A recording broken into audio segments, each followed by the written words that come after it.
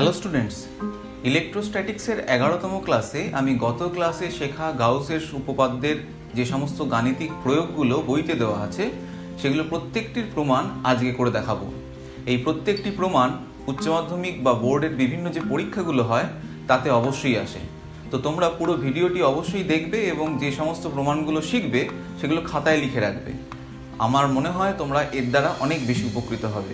আমি Subhadeep sir, welcome to my channel tune of physics. তোমরা যদি এখনও চ্যানেলটিকে সাবস্ক্রাইব করে না থাকো তাহলে এই চ্যানেলের পাশে দেওয়া লাল সাবস্ক্রাইব বাটনটিকে ক্লিক করে সাবস্ক্রাইব করে নাও, আর প্রত্যেকটি ভিডিওকে সময় মতো সবার আগে পেতে পাশে দেওয়া বেল আইকনটিকেও ক্লিক করো।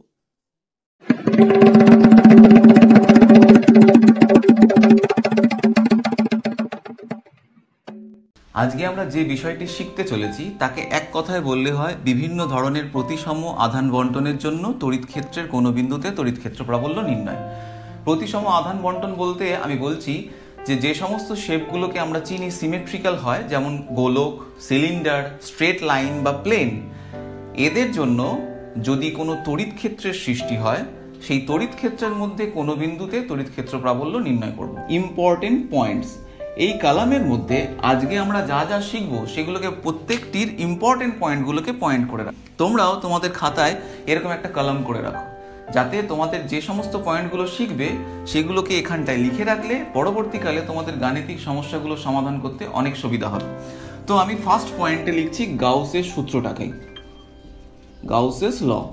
গাউসেস লয়ে আমরা শিখেছিলাম যে কোনো closed surface integration E dot n ds অর্থাৎ total flux through that surface মানে closed surface is equals to হয় ওই তল দ্বারা পরিবেষ্টিত আধান অর্থাৎ q inside by epsilon zero. এই গাউসের সূত্র অ্যাপ্লাই করতে হলেই আমরা তো জানি কি কাকে কল্পনা করে নিতে হয়, সেটি হচ্ছে গাউসীয় তল। তাই এই ধরনের প্রমাণগুলো করতে গেলে আমাকে বারবার কিন্তু ওই গাউসীয় তল, কাল্পনিক তলটি কল্পনা করে নিতে হবে। কিন্তু এই গাউসীয় তল এই ধরনের আধান বন্টনের জন্য প্রতিসম হবে, তাতে আমাদের কিছু সুবিধা হবে। তাই গাউসীয় তল সম্পর্কে জানার জন্য আমি সেকেন্ড পয়েন্টে গাউসিয়ান সারফেস এর পয়েন্ট করে রাখছি।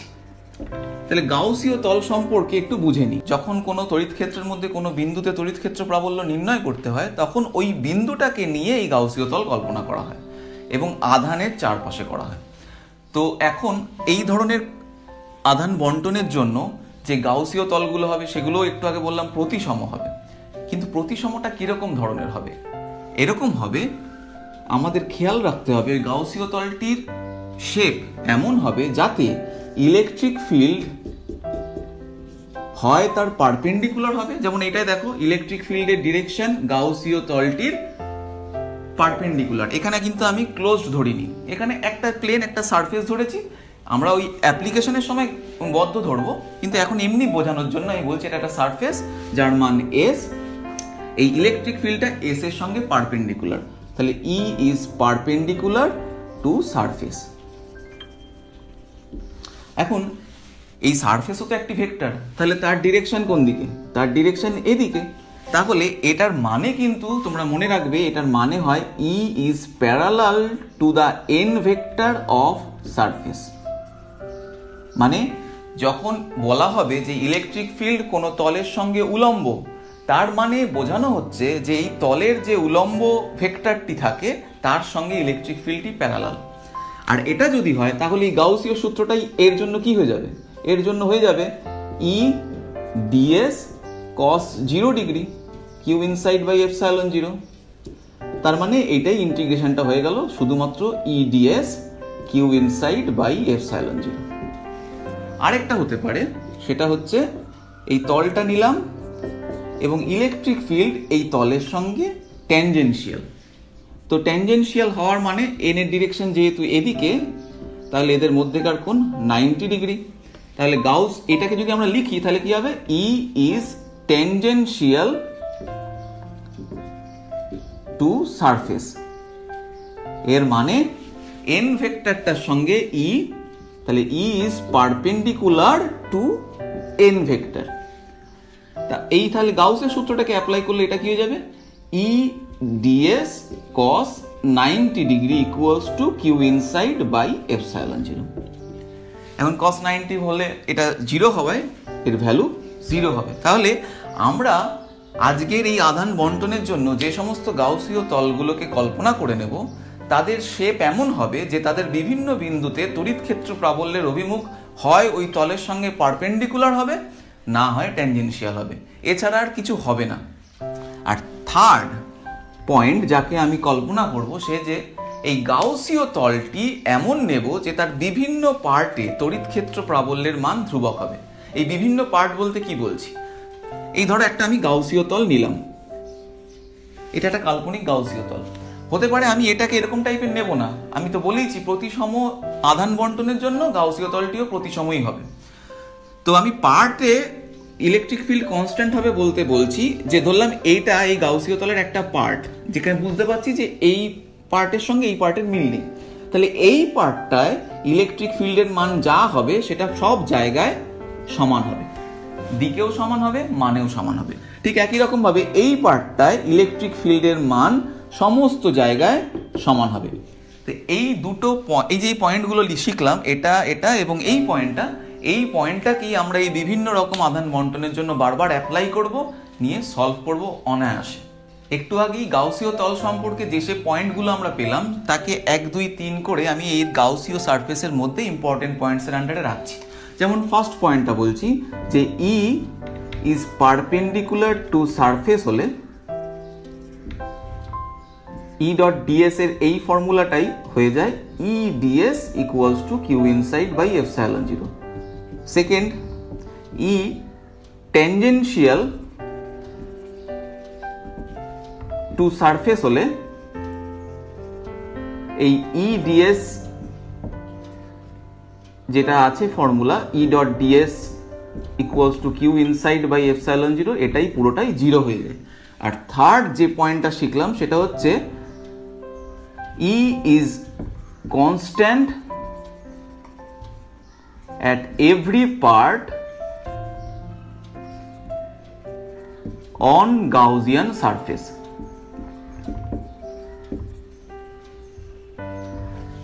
এইটা হচ্ছে খেয়াল রেখে আমরা এক একটা প্রমাণ শিখি।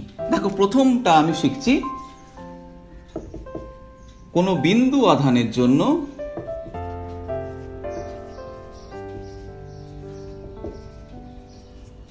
কোনো বিন্দুতে তড়িৎ ক্ষেত্র প্রাবল্য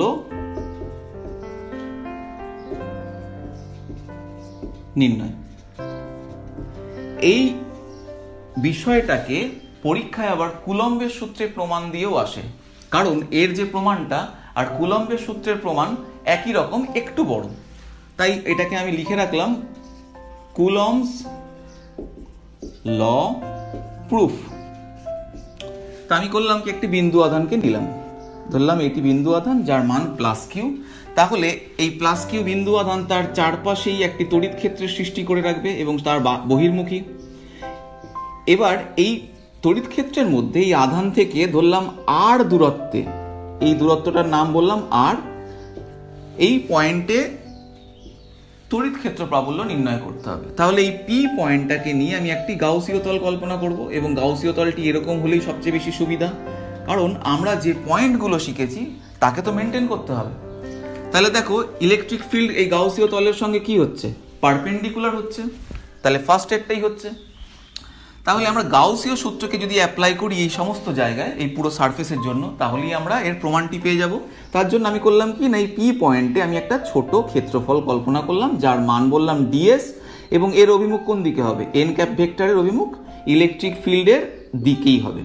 তাহলে গাউসের সূত্র E dot DS equals to Q inside by epsilon zero, এটাই হয়ে যাবে ই আর এন ক্যাপের ডিরেকশন যেহেতু একই দিকে, তাহলে E DS equals to Q inside by epsilon zero. পাশে লিখে দিলাম যে N cap is parallel to E vector.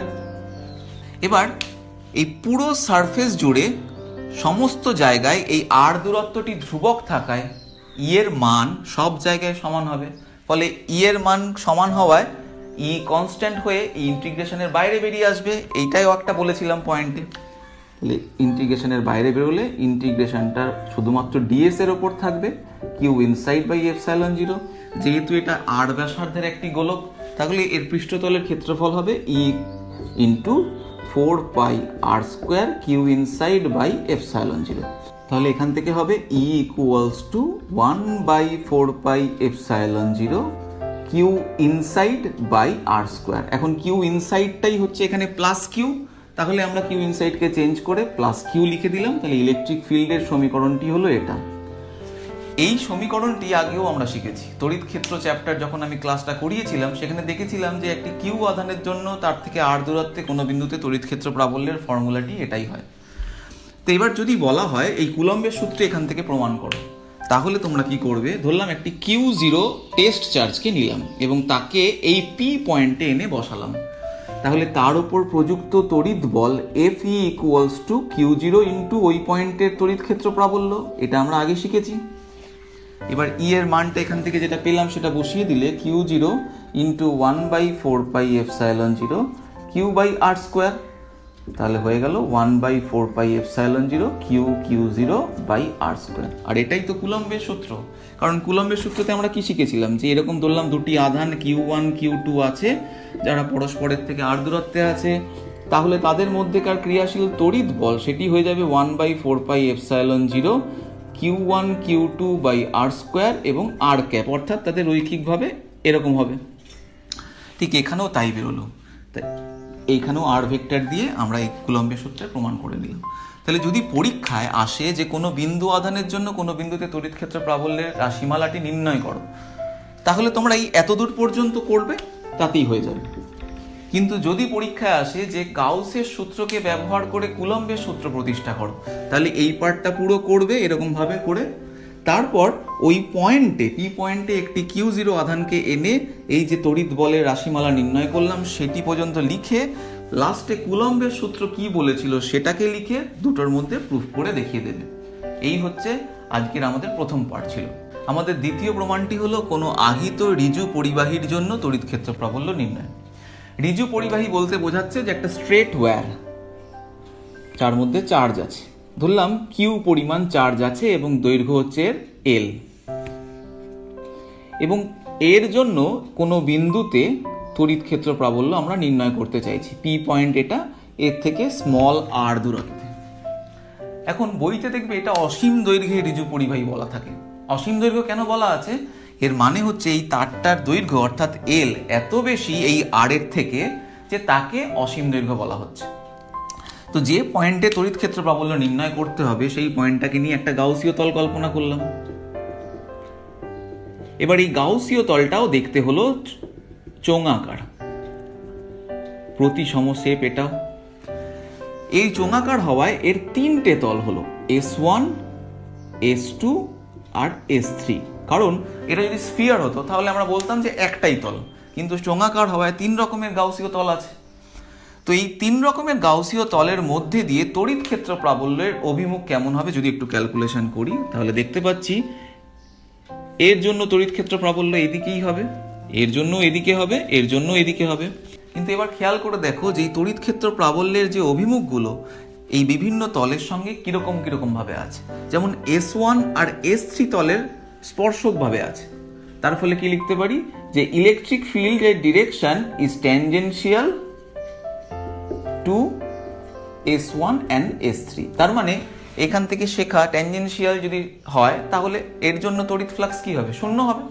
R S2 এর জন্য অর্থাৎ এই যে কার্ভড তলটা আছে এই কার্ভড তলটার জন্য এই ইলেকট্রিক ফিল্ডের ডিরেকশন পারপেন্ডিকুলার, তাই E is perpendicular two S2। তাহলে এই পুরো গাউসীয় তলকে যদি আমরা ব্যবহার করি তাহলে এইভাবে তিনটে পার্টে আমরা গাউসীয় সূত্রটাকে ভেঙে নেব। আমি দেখাচ্ছি, যেমন integration E dot ds is equals to Q inside by epsilon zero. এই ইন্টিগ্রেশনটাকে আমি ভেঙে নিলাম, এটা ছিল ক্লোজড লুপ ইন্টিগ্রেশন, কিন্তু আমি এগুলোকে সারফেসে ভেঙে নেওয়ার জন্য আর ক্লোজড লুপ দেবো না, তার জায়গায় লিখবো S1 E dot ds plus integration of for S2 E dot ds plus integration of S3 E dot ds। এই তিনটে পার্টে ভেঙে নেওয়ার পর লিখলাম q inside by epsilon zero. এবার প্রশ্ন হচ্ছে যে কিউ ইনসাইডটা কত, কারণ এখানে তো এই গাউসীয় তলটা এই ছোট্ট, এর দৈর্ঘ্য ধরলাম স্মল এল। এই স্মল এল দৈর্ঘ্যের যে গাউসীয় তল তার ভেতরে যে আধানটা আছে সেটাই হচ্ছে কিউ ইনসাইড, কিন্তু তার পরিমাণ কত তার পরিমাণ তো বলে দেয়নি। তাহলে তার পরিমাণ আমরা নির্ণয় করে নেব। কিরকম ভাবে নির্ণয় করব? আমরা জানি এই পুরো তার জুড়ে আধান আছে এই ক্যাপিটাল কিউ এবং পুরো তারের দৈর্ঘ্য এল। তাহলে প্রথমে আগে নির্ণয় করব আধানের রৈখিক ঘনত্ব। এটাকে বলা হয় লিনিয়ার চার্জ ডেনসিটি, একে ল্যামডা দিয়ে প্রকাশ করা হয়। ল্যামডা ইকুয়ালস টু তাহলে কি হবে? টোটাল আধান ডিভাইডেড বাই এল, অর্থাৎ প্রতি একক দৈর্ঘ্যে আধানকেই বলা হয় আধানের রৈখিক ঘনত্ব। এর ফলে এটা যেই নির্ণয় করলাম, তাহলে এই স্মল এল দৈর্ঘ্যের মধ্যে যেটুকুনি আধান আছে তার পরিমাণ কত হবে? তার পরিমাণ হবে q inside. Q inside equals to হবে ইনটু স্মল এল।